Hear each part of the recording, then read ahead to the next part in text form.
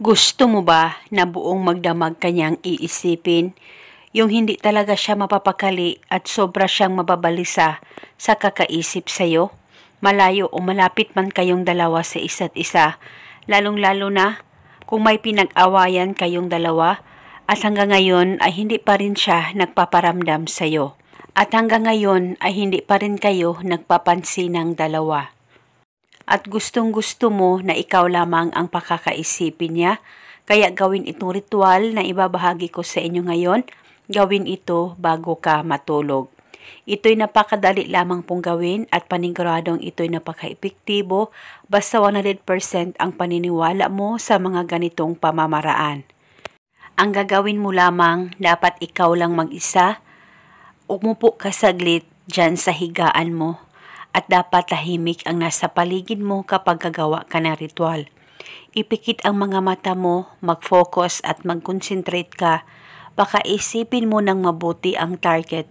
At sambitin o tawagin mo lamang ang pangalan at apelido niya ng 11 times. Wala na po kayong kailangan pang banggitin o ibulong na spell. Basta sambitin o tawagin mo lamang ang pangalan at apelido niya ng 11 times. At kinabukasan, kung hindi pa rin kayo o kinadalawa ng partner mo, ay ipagpatuloy mo pa rin ang paggawa nitong ritual. Basta gawin ito bago ka matulog.